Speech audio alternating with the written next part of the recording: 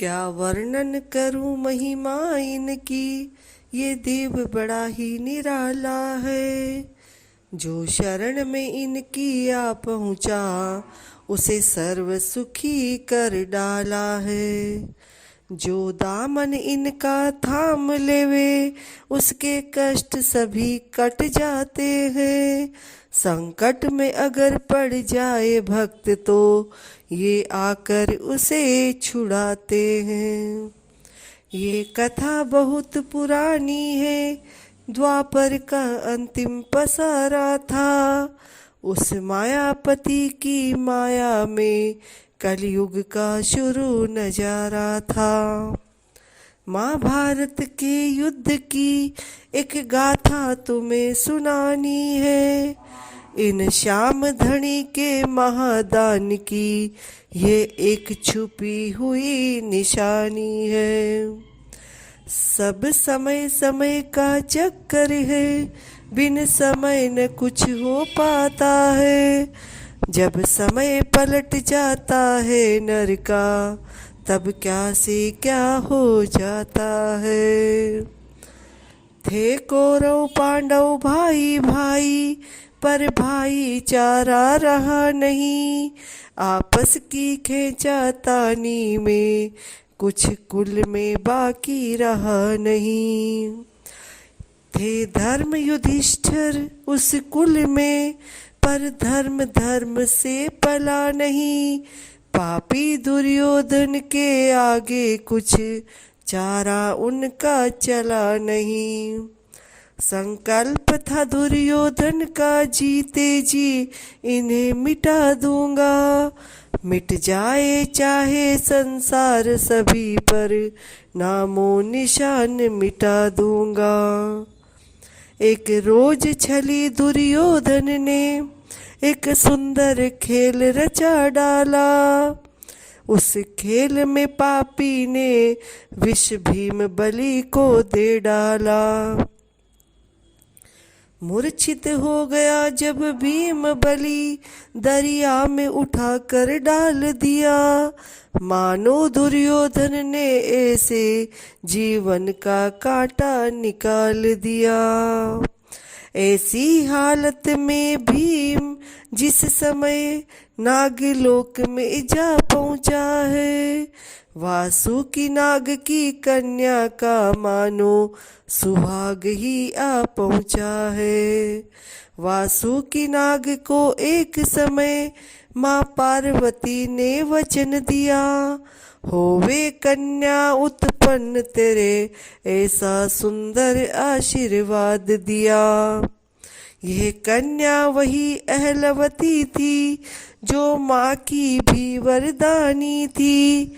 शिव की पूजा नित करती थी, सतवंती थी, गुण खानी थी।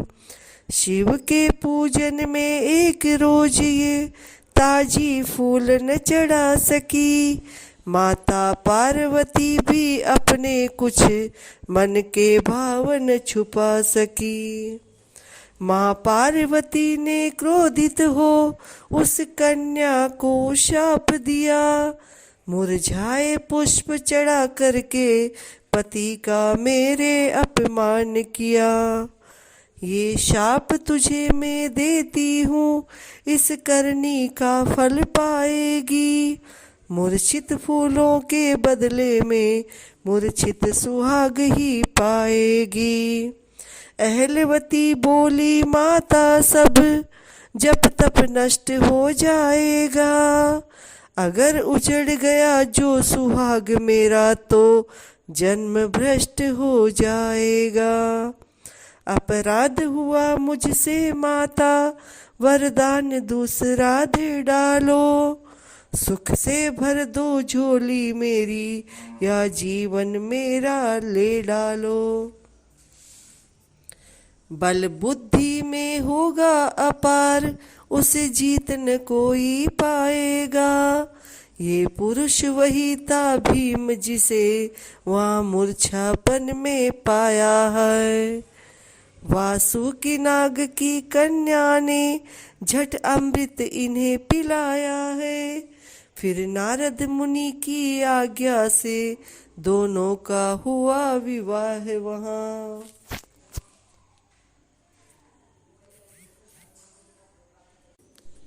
फिर नारद मुनि की आज्ञा से दोनों का हुआ विवाह वहाँ। इसी तरह से भीम बलि कुछ करते रहे विहार वहाँ। जब आई सुधी भ्राताओं की, बोले अब चला मैं जाऊंगा। ये वचन अहलवती देता हूँ, जब चाहोगी आ जाऊंगा। भीम के यहाँ आ जाने से खुशी पांडव कुल में भारी थी। यह वही समय आ पहुंचा था जब महाभारत की तैयारी थी। उधर अहलवती के द्वारा एक सुंदर पुत्र उत्पन्न हुआ। मानो था वो भी महाबली, जीवन से सुख संपन्न हुआ। बर्बरीक नाम रखा उसका, और महातेज भी पाया है। ये वही नाम और वही बलि जो श्याम धनी कहलाया है। भिड़ पड़े कौरव पांडव दोनों, आपस में युद्ध घमसान ठना। वो पावन धाम कुरुक्षेत्र जो मानो आज शमशान बना। ये युद्ध महान भयंकर था, जो नहीं भुलाने वाला था। मर मिटे कौरव पांडव दोनों, कुछ साथ न जाने वाला था। बालक बर्बरीक भी माता से ले विदा युद्ध में आया है। उस महाप्रलय में लड़ने को बस 3 बाण ही लाया है। भगवान कृष्ण ने देखा कि बर्बरीक युद्ध में आया है। डट गया अगर ये युद्ध में तो मानो त्रिलोकी का हुआ सफाया है। ये पक्ष भी लेगा उस दल का जो हार मानने वाला है। इसकी ताकत से फिर दल को यहाँ कौन बचाने वाला है। इसकी ताकत से फिर दल को यहाँ कौन बचाने वाला है। यही सोच कर मायापति मन में अनुमान लगाने लगे। उस वीर बर्बरीक बालक पर माया के फंदे चलाने लगे। भगवान कृष्ण ब्राह्मण बनकर जब सामने उसके आए हैं। बालक की अनूठी देख छवि प्रभु मन ही मन मुस्काए हैं। भगवान ने पूछा जब उससे तो हाल सभी बतलाया है। उस युद्ध में मैं भी भाग लूंगा, ये निश्चय मैंने ठहराया है। उस तरफ लड़ूं मैं निश्चय ही, जो पक्ष हारने वाला हो। अरमान करूं पूरे उससे, जो उन्हें मारने वाला हो। है आन मुझे इष्ट की, मेरे जीते जीन बाजी हारूंगा। बस इन्हीं 3 बाणों द्वारा त्रिभुवन को मैं संगारूंगा। है आशीर्वाद माँ का मुझको, जीवन बलिदान चढ़ा दूंगा। निर्बल पक्ष की विजय के हेतु त्रिलोकी आज हिला दूंगा। भगवान कृष्ण ने सोचा ये, अगर ये वीर युद्ध में डट जाए तो एक अर्जुन भीम को तो ताकत क्या, मेरा भी चक्र पलट जाए। तुम दानी कितने हो देखे, ये इच्छा हुई हमारी है। ये सुनकर बर्बरीक बोले, मांगने की सब इच्छा भर दूंगा। जो अगर जरूरत पड़ जाए तो शीश उतार अर्पण कर दूं। भगवान ने वो ही मांग लिया और तुरंत शीश दे डाला है। ये महिमा महादानी की है जो सर्वस्व भी दे डाला है। पर उस योद्धा ने मांगा था, ये जो मांगोगे दे जाऊंगा। दे दो एक वचन मुझको कि ये युद्ध देख मैं पाऊंगा। इसलिए शीश को लेकर के प्रभु ने ऐसा विधान किया है। उस कटे शीश को युद्ध स्थल में एक खंबे पर स्थान दिया है। जब महाभारत के युद्ध में मिट गए सभी कौरव लड़कर, मिल गई विजय जब पांडवों को करते थे बातें बढ़ चढ़ कर।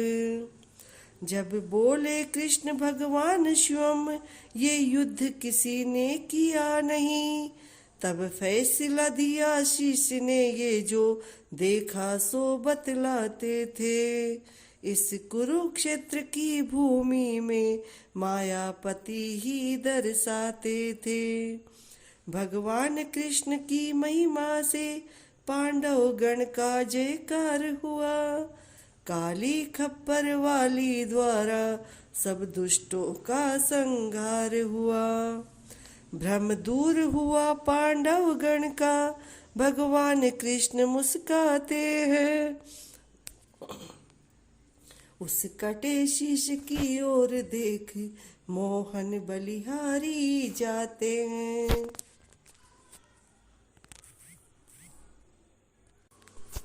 भगवान कृष्ण की महिमा से पांडव गण का जयकार हुआ। काली खप्पर वाली द्वारा सब दुष्टों का संहार हुआ। भ्रम दूर हुआ पांडव गण का, भगवान कृष्ण मुस्काते हैं। उस कटे शीश की ओर देख मोहन बलिहारी जाते हैं। कलयुग में पूजे जाओगे तुम कुल देवता होकर, फिर आशीर्वाद दिया प्रभु ने हाथ उठा प्रसन्न होकर। ये आशीर्वाद हमारा है जो नाम तुम्हारा गाएगा, बिगड़े कार्य बनेंगे उसके मनवांचित फल पा जाएगा। ये वही श्याम दातार है जिन्होंने शीश वहां दे डाला है। जो शरण गया है उनकी उसका सब दुख हर डाला है। जो इनका ध्यान करे कलयुग में जीवन उसका बन जाएगा। श्रोताओं अब भी चूक गए तो ये समय हाथ नहीं आएगा। शाम जिंदगी थोड़ी है और झूठा सभी झमेला है। इस चला चली की दुनिया में बस 4 दिनों का मेला है। सुमिरन कर श्याम दातार का मन को लगा ले तू, उनसे नाता जोड़ कर बिगड़ी हुई किस्मत बना ले तू। बोलो बाबा श्याम की जय, 3 बाणधारी की जय, हारे के सहारे की जय। जय कलयुग के बाबा श्याम, सबका उद्धार करने वाले बाबा श्याम, आपकी सदा ही जय हो। जय हो बाबा श्याम, जय हो।